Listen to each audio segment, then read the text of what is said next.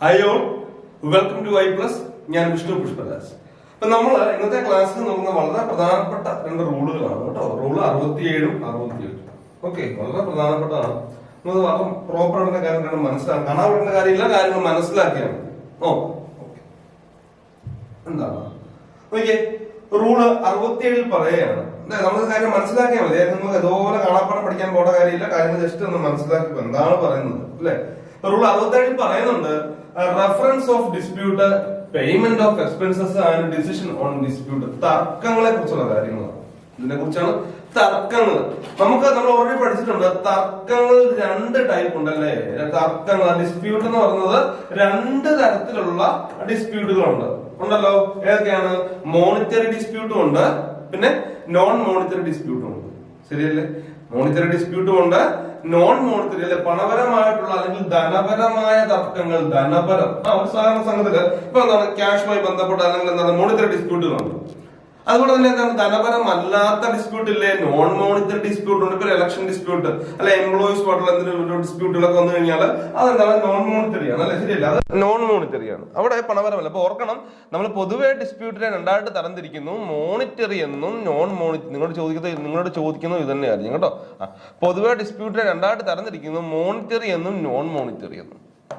ഇതിൽ monetary dispute ആണെങ്കിൽ, പണപരമായ തർക്കങ്ങളാണെങ്കിൽ, monetary dispute ആണെങ്കിൽ അതിന്മേൽ തീരുമാനം കൈക്കൊള്ളുന്ന ആരാ ആലോചിച്ച് നോക്കിയാൽ. മോണിറ്ററി ആണെങ്കിൽ രജിസ്ട്രാർ ആണ്. ആരാണ്? പണപരമായ തർക്കങ്ങളിൽ തീരുമാനം കൈക്കൊള്ളുക. അത് നമ്മൾ സെക്ഷൻ 69 പ്രകാരം പഠിക്കുന്നുണ്ട് അല്ലെ. Dispute to be decided by registrar and arbitration കോടതിയെ കുറിച്ച് പറയുന്നുണ്ട്. അപ്പൊ ഓർക്കണം, മോണിറ്ററി ഡിസ്പ്യൂട്ട് ആണെങ്കിൽ RCSഉം, നോൺ മോണിറ്ററി ആണെങ്കിൽ എന്താണ്, കോപ്പറേറ്റീവ് ആർബിട്രേഷൻ കോടതിയാണെന്ന് ഓർത്തു വെക്കുക. കോപ്പറേറ്റീവ് ആർബിട്രേഷൻ കോടതി, സഹകരണ ആർബിട്രേഷൻ കോടതിയാണെന്ന് ഓർത്തു വെക്കുക. അപ്പൊ ഇനി അതുമായിട്ട് ബന്ധപ്പെട്ട കാര്യങ്ങൾ നമ്മൾ ഓൾറെഡി വകുപ്പ് അഥവാ സെക്ഷനിൽ വളരെ വിശദമായിട്ട് പഠിച്ചു. ഇനി നമുക്ക് അതിന്റെ ചട്ടങ്ങൾ പഠിക്കാം. ആദ്യം പറയുന്നത് എന്താണ്, അതുമായിട്ട് ബന്ധപ്പെട്ട കാര്യങ്ങളാണ് കേട്ടോ. Reference of dispute, payment of expenses and decision on dispute നോക്കാം. ഇപ്പോൾ ആദ്യം തന്നെ പറഞ്ഞു, നമ്മൾ എങ്ങനെയാണ് ഈ പരാതി എഴുതി നൽകേണ്ടതെന്നല്ല, സോറി, പരാതി എങ്ങനെയാണ് നൽകേണ്ടതെന്ന് പറയാണ്. The reference of any dispute to the cooperative arbitration code and the registrar under section 69. അപ്പൊ 69 സെക്ഷൻ 69 എന്താ പറയുന്നത്? ഡിസ്പ്യൂട്ട് അല്ലെ. ഡിസ്പ്യൂട്ടോടെ ബന്ധപ്പെട്ട് അത് ആർക്കാണ് റെഫർ ചെയ്യുക? ആർക്കാണ് ഡിസ്പ്യൂട്ട്? പണപരമായിട്ടാണെങ്കിൽ ഞാൻ വീണ്ടും പറയുകയാണ്, വീണ്ടും പറയുകയാണ്, പണപരമാണെങ്കിൽ രജിസ്ട്രാറും, പണപരമല്ലെങ്കിൽ കോർപ്പറേറ്റീവ് ആർബിട്രേഷൻ കോടതിയാണ്. ഇവിടെ പറയാണ്, the reference of any dispute to the cooperative arbitration code and the registrar. നമ്മൾ രജിസ്ട്രാറിലേക്കോ അല്ലെങ്കിൽ സഹകരണ ആർബിട്രേഷൻ കോടതിയിലേക്കോ നമ്മൾ നൽകുന്ന ആ ഒരു പരാതി, ആ ഒരു ഡിസ്പ്യൂട്ട് എങ്ങനെയായിരിക്കണം? ഷാൾ ബി ഇൻ റൈറ്റിംഗ് എന്ന് മാത്രം പഠിക്കുക. എഴുതി വേണം നൽകാൻ, വാക്കാൽ പറ്റില്ല. പറയാണ്, the reference of any dispute to the cooperative arbitration code and the registrar under section 69 of the act shall be in writing. എഴുതി നൽകണം. എങ്ങനെയാണ് മക്കളെ? എഴുതി നൽകണം കേട്ടോ. എഴുതി നൽകണം എന്ന് ഓർത്ത് നോക്കുക. എഴുതി നൽകണം. ഓക്കെ, വാക്കാൽ പറഞ്ഞാൽ പോരാ. Shall be in write. നമ്മൾ എന്താണ്, ആ ഒരു ഡിസ്പ്യൂട്ട് പരാതി കൊടുക്കുമ്പോൾ എഴുതി നൽകണം. പിന്നെ പറയാണ്, നമ്മൾ അപേക്ഷ കൊടുക്കുകയാണ് അല്ലെ. അപേക്ഷ കൊടുക്കുകയാണെന്ന് എഴുതി നൽകണം.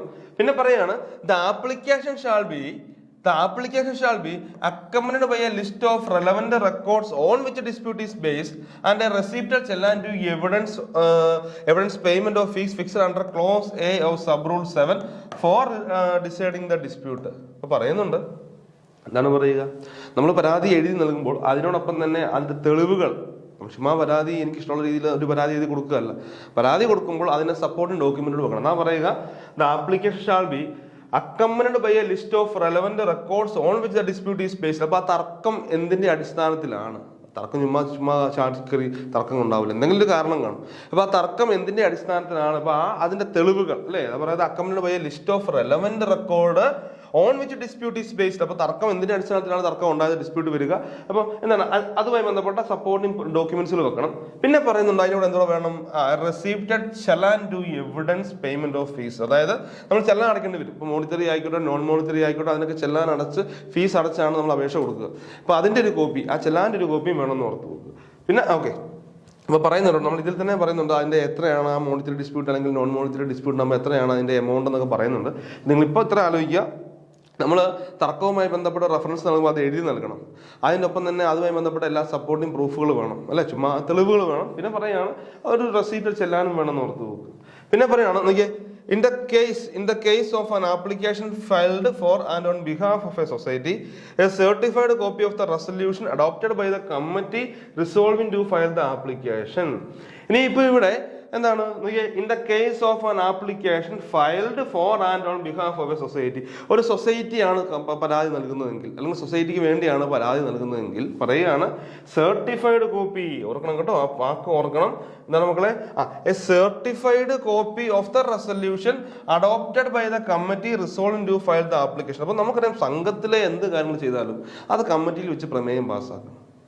ഓക്കെ, കമ്മിറ്റിയിൽ റെസൊല്യൂഷൻ പാസ്സായെങ്കിൽ മാത്രമേ നമുക്ക് ഈ പരാതികൾ കൊടുക്കാൻ പറ്റുകയുള്ളൂ. അപ്പം പറയുകയാണ്, വളരെ വ്യക്തമായിട്ട് പറയുകയാണ്, ഇപ്പം സംഘമാണ് പരാതി കൊടുക്കുന്നതെങ്കിൽ, അല്ലെങ്കിൽ സംഘത്തിന് വേണ്ടിയാണ് പരാതി നൽകുന്നതെങ്കിൽ, അതായത് സൊസൈറ്റിയാണ് നൽകുന്നതെങ്കിൽ, അങ്ങനെ പരാതി നൽകാമെന്നും പറഞ്ഞ് എന്താണ് ഒരു റെസൊല്യൂഷൻ അതിൻ്റെ മാനേജിങ് കമ്മിറ്റിയിൽ പാസ്സാക്കണം. അപ്പം അതിൻ്റെ ഒരു കോപ്പിയും കൂടെ നൽകുന്നുണ്ട്. അപ്പം പറയുക കേട്ടോ, പറയുകയാണ് a certified copy of the resolution adopted by the committee resolving to file the application. നമുക്കൊരു പരാതി അല്ലെങ്കിൽ ഒരു ആപ്ലിക്കേഷൻ ഫയൽ ചെയ്യാന്ന് പറഞ്ഞ് കമ്മിറ്റിയിൽ പ്രമേയം പാസ്സാക്കുന്നു. അപ്പോൾ അതിൻ്റെ കോപ്പി, സംഘമാണ് കേസ് കൊടുക്കുന്നതെങ്കിൽ എന്താണ് അതിൻ്റെ ഒരു കോപ്പിയും കൂടെ വെക്കണം.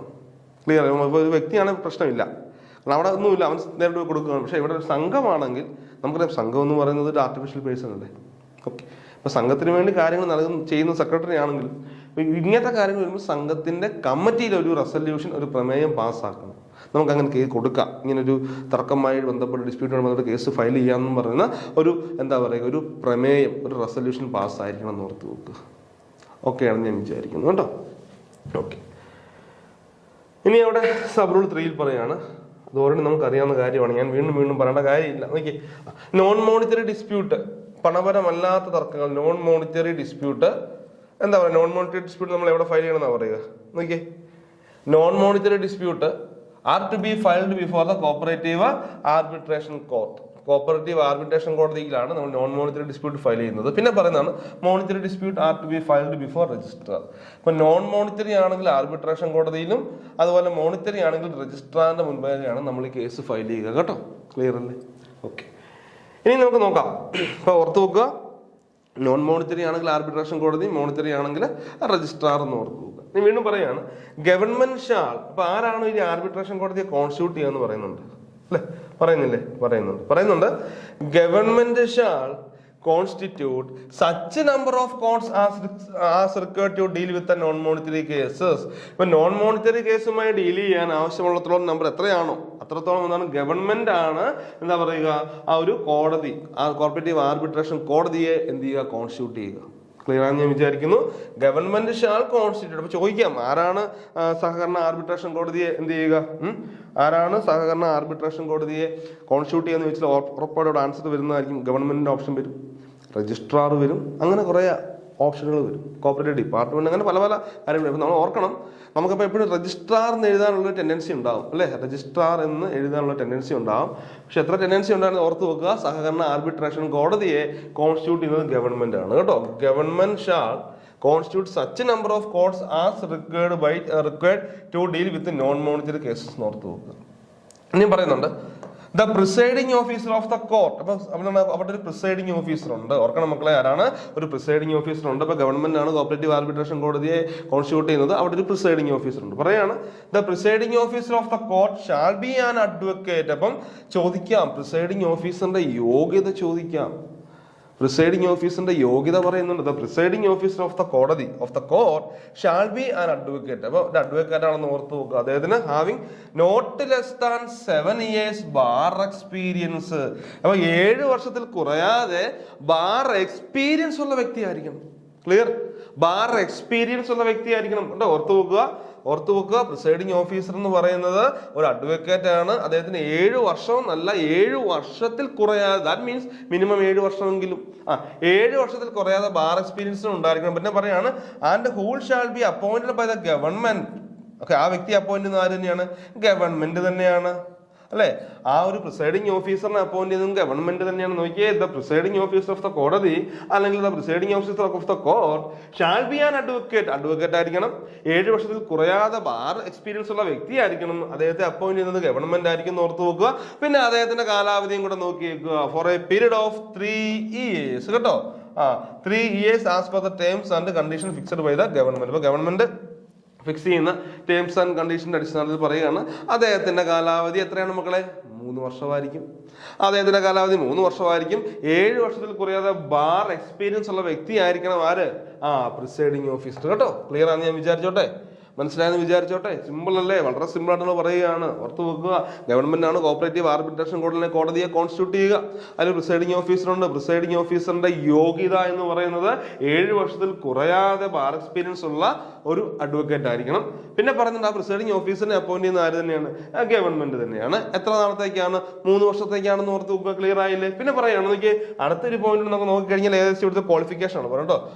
The presiding officer shall be assisted by a secretary. ഇപ്പൊ പ്രിസൈഡിംഗ് ഓഫീസറിനെ സഹായിക്കാനായിട്ട് ഒരു സെക്രട്ടറി ഉണ്ടാവും. ആരുണ്ടാവും? Presiding officer shall be assisted by, assist ചെയ്യാനായിട്ട് ഒരു സെക്രട്ടറി ഉണ്ടായിരിക്കും. ഇനിയും ആ സെക്രട്ടറിയുടെ റാങ്ക് എന്താണ്? Not below the rank of an assistant registrar of cooperative society. കേട്ടോ, അപ്പൊ അസിസ്റ്റന്റ് രജിസ്ട്രാർ റാങ്കിൽ കുറയാത്ത, AR റാങ്കിൽ കുറയാത്ത ഒരാളായിരിക്കണം നമ്മുടെ പ്രിസൈഡിംഗ് ഓഫീസറിനെ സഹായിക്കാനുള്ള സെക്രട്ടറി. ഓക്കെ, ഞാൻ വിചാരിക്കുന്നു. The presiding officer shall be assisted by a secretary. Presiding ഓഫീസറിനെ അസിസ്റ്റ് ചെയ്യാൻ ഒരു സെക്രട്ടറി ഉണ്ടായിരിക്കണം. പിന്നെ പറയാണ് ആ സെക്രട്ടറിയുടെ യോഗ്യത not below the rank of an assistant registrar of cooperative society.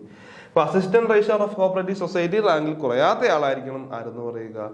ആ സെക്രട്ടറി എന്ന് ഓർത്ത് നോക്കുക. ക്ലിയർ ആയില്ലേ? സിമ്പിൾ അല്ലേ? വളരെ സിമ്പിൾ അല്ലേ? ഒന്ന് ഓർത്ത് നോക്കിയേ. പ്രിസൈഡിംഗ് ഓഫീസർ അഡ്വക്കേറ്റ് ആയിരിക്കണം. 7 വർഷത്തിൽ കുറയാതെ ബാർ എക്സ്പീരിയൻസ് ഉള്ള വ്യക്തി ആയിരിക്കണം. പിന്നെ പറയുന്നുണ്ട് അദ്ദേഹത്തെ കോൺസ്റ്റിറ്റ്യൂട്ട് ചെയ്യുന്ന ഗവൺമെന്റ് ആണ്. 3 വർഷത്തേക്കാണ് കോൺസ്റ്റിറ്റ്യൂട്ട് ചെയ്യുക. പിന്നെ അദ്ദേഹത്തെ സഹായിക്കാനായിട്ട് ഒരു സെക്രട്ടറി ഉണ്ടാവും. സെക്രട്ടറിയുടെ റാങ്ക് എന്ന് പറയുന്നത് അസിസ്റ്റന്റ് രജിസ്ട്രാർ റാങ്കിൽ കുറയാത്ത ആളായിരിക്കണം എന്ന് ഓർത്ത് നോക്കുക. ഓക്കെ, ക്ലിയർ ആയി എന്ന് ഞാൻ വിചാരിക്കുന്നു. ഇനിയും പറയാണ്, the cooperative arbitration court or the registrar or the person deciding the dispute or the arbitrator. നമ്മൾ പഠിച്ചിട്ടുണ്ട്.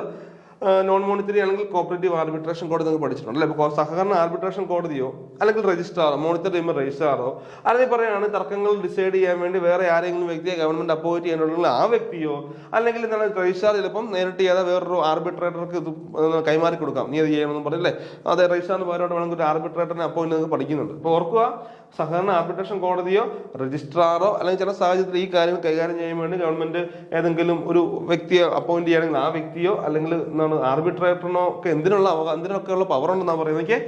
ഷാൾ ഹാവ് പവർ അല്ലെ? ഓർക്കണേ, ആ പോയിന്റ് ഓർക്കണേ കേട്ടോ. Shall have power to administer oath to require the attendance of all parties concerned and of witness and to require the production of all books and records relating to the matter of dispute. എന്താ അർത്ഥമാക്കുക? ഈ തർക്കവുമായി സംബന്ധിച്ച് ആൾക്കാരെ വിളിച്ചിട്ട് അതുമായി ബന്ധപ്പെട്ട എന്തെങ്കിലും ബുക്സുകളൊക്കെ produce ചെയ്യാൻ ഹാജരാക്കണമെന്ന് പറഞ്ഞാൽ ഹാജരാക്കാനും, പിന്നെ അതുമായി ബന്ധപ്പെട്ട എല്ലാ പാർട്ടികളെയും അതുമായി ബന്ധപ്പെട്ട എന്തെങ്കിലും സാക്ഷികളുണ്ടെങ്കിൽ അവരെ വിളിച്ച് അവരുടെയൊക്കെ ഒരു സത്യവാങ്മൂലം മേടിക്കാനും സത്യവാങ്മൂലം തേടാനുമുള്ള അവകാശം ആർക്കുണ്ട്? ആ കോപ്പറേറ്റീവ് ആർബിട്രേഷൻ കോടതിക്കോ രജിസ്ട്രാറിനോ ആർബിട്രേറ്റർക്കോ അല്ലെങ്കിൽ ഇതുമായി ബന്ധപ്പെട്ട തീരുമാനമെടുക്കുന്ന മറ്റാൾക്കോ എന്തിനുള്ള മറ്റൊരു വ്യക്തിക്കോ അല്ലെ? ഇനി പേഴ്സൺ പറയാം, അവിടുത്തെ പേഴ്സൺ ഡിസൈഡിങ് ഡിസ്പ്യൂട്ട്, ഈ ഡിസ്പ്യൂട്ട് തീരുമാനിക്കുന്ന വ്യക്തിക്ക്. അപ്പൊ ഇവർക്കൊക്കെ എന്നുള്ള അധികാരം ഉണ്ടെന്ന് പറയാ? ഇതുമായി ബന്ധപ്പെട്ട ആൾക്കാരെ, പ്രതിവാദി, പിന്നെ സാക്ഷികളുണ്ട്, അവരെയൊക്കെ വിളിച്ച് എന്തെങ്കിലും ബുക്സുകളൊക്കെ പ്രൊഡ്യൂസ് ചെയ്യാൻ അല്ലെ, തെളിവുകൾക്ക് ഹാജരാക്കാൻ പറയാനുള്ള ഒരു അധികാരമുണ്ട്. പിന്നെ അവരെയൊക്കെ വിളിച്ച് എന്താണ് എല്ലാവരെയും എല്ലാവരെയൊക്കെ വിളിച്ച് സാക്ഷികളെ കൊണ്ട് എല്ലാവരെയും വിളിച്ച് അവരെയൊക്കെ വിളിച്ച് ഒരു സത്യവാങ്മൂലം തേടാൻ, അവരിൽ നിന്ന് സത്യവാങ്മൂലം മേടിക്കാനുള്ള ഒരു അധികാരം ആർക്കുണ്ടെന്ന് ഓർത്തു നോക്കുക. കോപ്പറേറ്റീവ് ആർബിട്രേഷൻ കോടതിക്കോ രജിസ്ട്രാറിനോ അല്ലെങ്കിൽ the person deciding the dispute or the arbitrator. അപ്പൊ ഇവർക്കൊക്കെ ഇതിനുള്ളൊരു അവകാശം ഉണ്ടെന്ന് ഒന്ന് ഓർത്ത് വെച്ചാണ് കേട്ടോ. ഇവർക്കൊക്കെ ഇതിനുള്ളൊരു അവകാശം ഉണ്ട് എന്ന് ഓർത്ത് നോക്കുക. ക്ലിയർ അല്ലേ? ഓക്കെ അല്ലേ? സംശയമൊന്നുമില്ലല്ലോ. പിന്നെ അടുത്ത സബ് റൂളിലേക്ക് പോകാം. ഇനിയും പറയാണ്, അപ്പൊ നമുക്കറിയാം ഈ കേസുകൾ തീരുമാനം എടുക്കുന്നത് രജിസ്ട്രാറോ ആർബിട്രേഷൻ കോടതിയോ ആർബിട്രേറ്ററോ അല്ലെങ്കിൽ ഇതുമായി ബന്ധപ്പെട്ട ആരെങ്കിലും അപ്പോയിന്റ് ചെയ്തിട്ടുള്ള ആ വ്യക്തി ആരെയും കേട്ടോ. നിങ്ങൾ ഓൾറെഡി പഠിച്ചിട്ടുണ്ട്, അതാണ് ഞാൻ വിശദമായിട്ടിലേക്ക് പോകാത്തത്. ഓക്കെ, ഇനിയും പറയാണ്, ഇനിയോട് പറയുന്ന കാര്യമാണ് നമുക്ക് നോക്കിയേ. The cooperative arbitration court അല്ലെങ്കിൽ the registrar or the person deciding the dispute or the arbitrator may of his own motion or on the application of any party of dispute inspect any property which is the subject matter of the dispute on giving notice to both the parties to the dispute or summon and examine any person as a witness or issue commissions for examination of witness whose evidence the cooperative arbitration court or the registrar or the person deciding the dispute or the arbitrator as the case may be എന്തിനു വേണ്ടി? Feels necessary four disposing of the dispute. നിങ്ങൾ നോക്കുമ്പോൾ ഞാൻ ഇവിടെ നിന്നങ്ങ് വായിച്ചു വിടുകയാണ് അല്ലേ. എന്താ അർത്ഥം നോക്കാം മക്കളെ? അതായത് രജിസ്ട്രാറിന് സ്വമേധയായാലോ രജിസ്ട്രാറിനോ കോപ്പറേറ്റീവ് ആർബിട്രേഷൻ കോടതിക്കോ അല്ലെങ്കിൽ ഇതിൽ തീരുമാനമെടുക്കുന്ന വ്യക്തിക്കോ അല്ലെങ്കിൽ ആർബിട്രേറ്റർക്കോ may of his own motion എന്ന് വെച്ചാൽ ഇവർക്ക് സ്വമേധയായാലോ, ഈ വ്യക്തികൾക്ക് ഈ കേസ് പരിഗണിക്കുന്ന ആൾക്കാർക്ക് സ്വമേധയാലോ, അല്ലെങ്കിൽ പറയാണ് or on application of any party of the dispute, ഈ തർക്കത്തിലെ ഏതെങ്കിലും വ്യക്തിയുടെ അപേക്ഷയിന്മേലോ, ഒന്നെങ്കിൽ ഫോർ എക്സാമ്പിൾ സ്വമേധയായോ, ഫോർ എക്സാമ്പിൾ ഞാൻ രജിസ്ട്രാറാണ്, എൻ്റെ മുൻപാകെ ഒരു മോണിറ്ററി ഡിസ്പ്യൂട്ട് വന്നെന്ന് വിചാരിക്കും, ഒന്നെങ്കിൽ എനിക്ക് സ്വമേധയാ ഹിസ് ഓൺ മോഷൻ എന്ന് പറയും, അല്ലെങ്കിൽ ഇതിലെ ഏതെങ്കിലും വ്യക്തികളുടെ അപേക്ഷയിന്മേലോ എന്ത് ചെയ്യാൻ പറ്റും? ഇൻസ്പെക്ട്, പരിശോധിക്കാം. എന്ത്?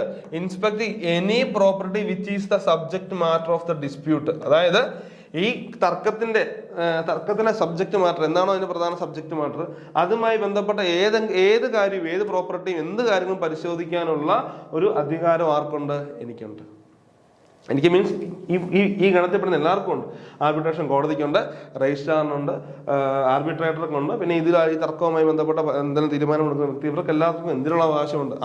എന്താണ്? തർക്ക സംബന്ധമായ കാര്യങ്ങൾ പരിശോധിക്കാനുള്ള ഒരു റൈറ്റ് ഉണ്ട് അല്ലേ? പറയുന്നുണ്ട് motion of any party dispute, inspect any property which is the subject matter of the dispute. ഈ തർക്കത്തിന്റെ എന്താണ് സബ്ജക്ട് മാറ്റർ, എന്താണോ തർക്കത്തിന്റെ കാരണം, അത് പരിശോധിക്കാനുള്ള, ആ തർക്കവുമായി ബന്ധപ്പെട്ട കാര്യങ്ങളൊക്കെ പരിശോധിക്കാനുള്ള ഒരു അവകാശമുണ്ട്. എങ്ങനെയാണ്? ചുമ്മാ പറയാൻ പോരാ. എങ്ങനെയാണ്? On giving notice to both the parties to the dispute. ഈ തർക്കവുമായി ബന്ധപ്പെട്ട ആൾക്കാർക്ക് നോട്ടീസ് നൽകിക്കൊണ്ട് അവരെ വിളിച്ചു വരുത്താനും ഇതുമായി ബന്ധപ്പെട്ട എന്ത് കാര്യങ്ങൾ പരിശോധിക്കാനുള്ള അവകാശമുണ്ട്. പിന്നെ പറയാണ് or someone and examine any person as A witness. അതായത് ഇതിനെന്തെങ്കിലും സാക്ഷികളുണ്ടെങ്കിൽ, തർക്കം വരുമ്പോൾ മോണിറ്ററി ഡിസ്പ്യൂട്ട് ഒക്കെ വരുമ്പോൾ സാക്ഷികളൊക്കെ ഉണ്ടാവാം. ഇതിലെന്തെങ്കിലും സാക്ഷികളൊക്കെ ഉണ്ടെങ്കിൽ ആ സാക്ഷികളെ വിളിച്ചും എന്നാണ് എല്ലാ കാര്യങ്ങളും പരിശോധിക്കാനുള്ള അവകാശം എനിക്കുമുണ്ട്.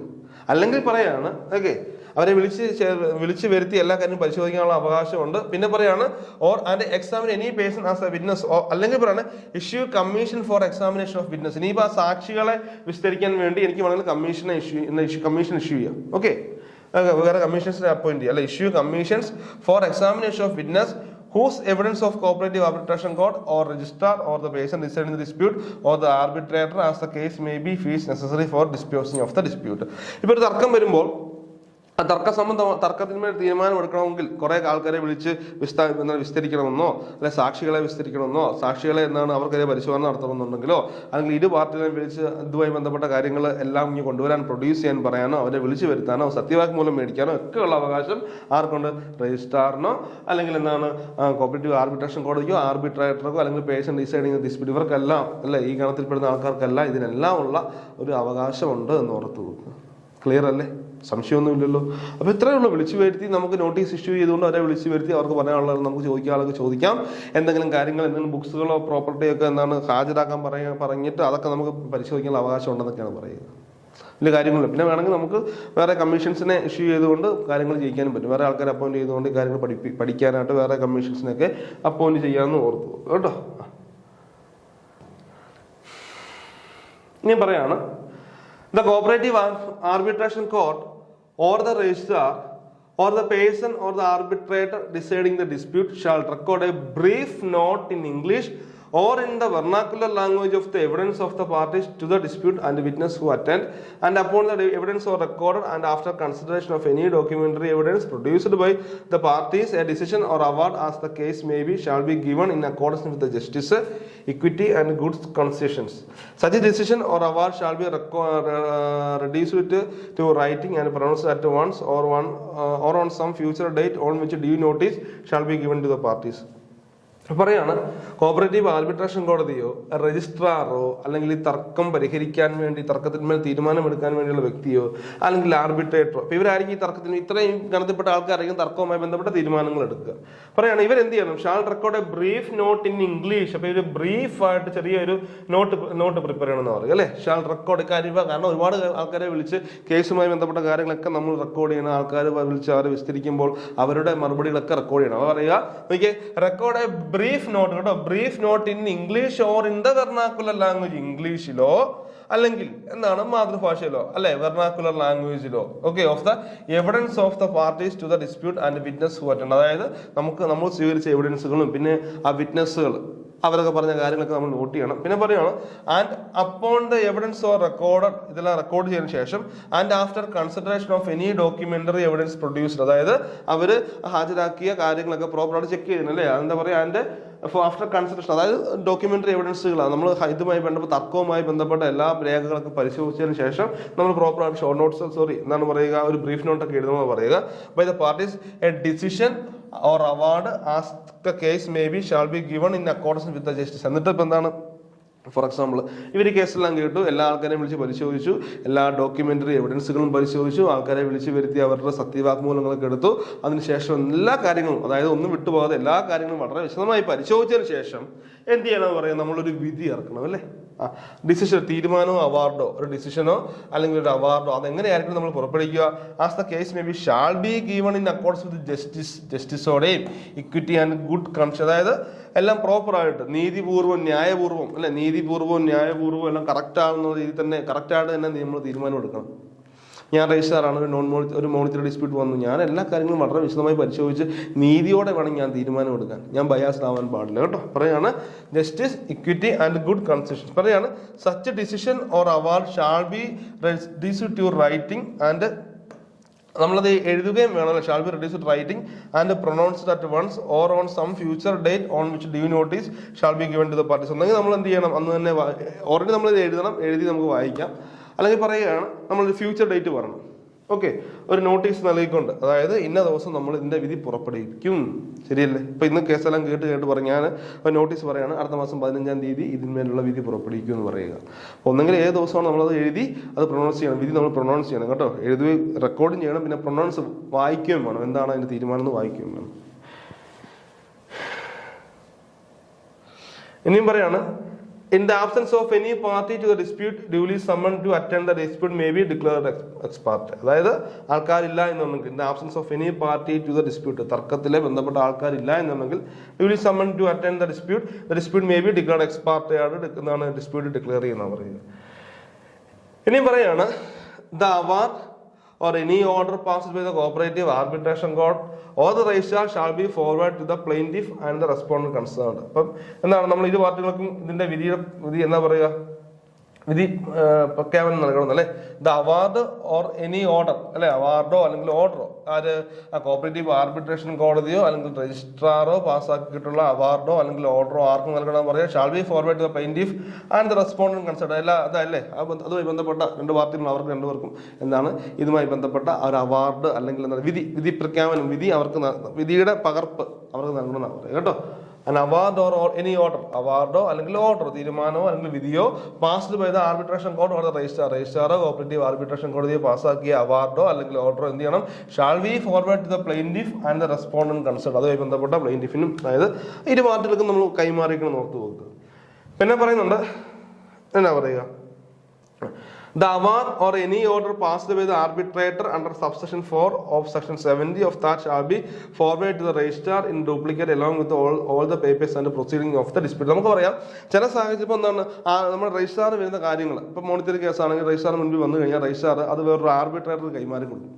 രജിസ്ട്രാർ എല്ലാ കാര്യം നോക്കണ സമയം കിട്ടണമെന്നില്ല. രജിസ്ട്രാർ മറ്റൊരു ആർബിട്രേറ്ററെ ഏൽപ്പിക്കുകയാണ്, നീ ഈ കാര്യങ്ങൾ ചെയ്യണമെന്ന് പറയും, വേറൊരു വ്യക്തി ഒരു ആർബിട്രേറ്ററെ ഏൽപ്പിക്കും. അപ്പം ആർബിട്രേറ്ററാണ് വിധി പ്രഖ്യാപിക്കുന്നതെങ്കിൽ ഓർത്ത് വെക്കണം, ആർബിട്രേറ്ററാണ് വിധി പ്രഖ്യാപിക്കുമെങ്കിൽ, ഇപ്പൊ രജിസ്ട്രാറായി ഞാൻ വേറൊരു വ്യക്തിക്ക് ട്രാൻസ്ഫർ ചെയ്ത് കൊടുക്കുകയാണ്, നീ ഇതിൽ വിധി പറയണമെന്ന് പറഞ്ഞല്ലേ, നീ ഇത് പഠിക്കണമെന്ന് പറഞ്ഞ്, അപ്പോൾ ആ വ്യക്തി ആർബിട്രേറ്റർ എന്ന് പറഞ്ഞു, ഞാൻ ആർബിട്രേറ്റർക്കാണ് കൈമാറി കൊടുക്കുക. അപ്പം അതുകൊണ്ട് തന്നെ പറയാണ് an award or order passed by the arbitrator അല്ലെ, ആർബിട്രേറ്ററാണ് ഈ വിധി പ്രഖ്യാപിക്കുന്നതെങ്കിൽ, ആൻ അവാർഡ് or any order passed by the arbitrator ആണെങ്കിൽ പറയാണ് എന്താണ്, the 70 of the act shall be forwarded to the registrar in duplicate along with all papers and proceeding of the dispute.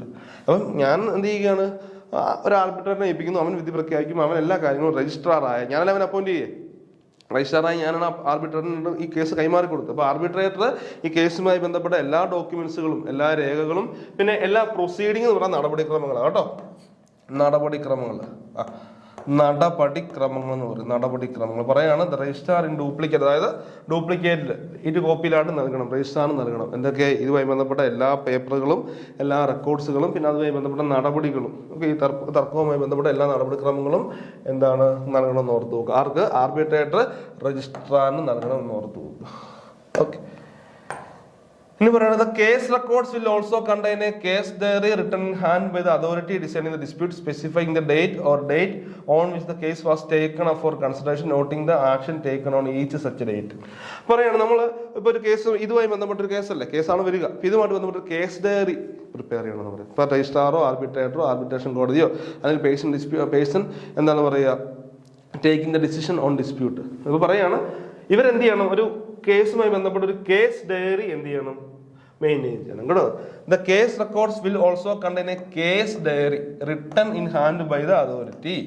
അപ്പോൾ ആരാണോ ഈ തർക്കത്തിൽ തീരുമാനമെടുക്കുന്നത് ആ വ്യക്തി എന്ത് ചെയ്യണം, ഒരു കേസ് ഡയറി എഴുതണം കേട്ടോ. Case diary written in hand, അതാണ് എഴുതണം. ഓക്കെ, ഒരു കേസ് ഡയറി എഴുതണം പറയുക. പറയുന്നുണ്ട് specifying the date or date which the case was taken up for consideration. ഏത് ദിവസമാണ് ഇത് കേസുമായി ബന്ധപ്പെട്ട കേസിൽ എന്താണ് പറയുക, കേസ് ഏറ്റെടുത്തത് അല്ലേ. Date or dates on which the cases was taken up for consideration എന്നാണ് കേസ് ഏറ്റെടുത്തത്. പിന്നെ പറയുകയാണ് noting the action taken on each such date. ഓരോ ഡേറ്റിലും അദ്ദേഹം എന്തൊക്കെ കാര്യങ്ങൾ ഈ കേസുമായി ബന്ധപ്പെട്ട് എന്തൊക്കെ കാര്യങ്ങൾ ചെയ്തു എന്നൊക്കെ അതിൽ ഉൾപ്പെടുത്തിയിരിക്കണം എന്നുള്ളത്. ഓക്കെ,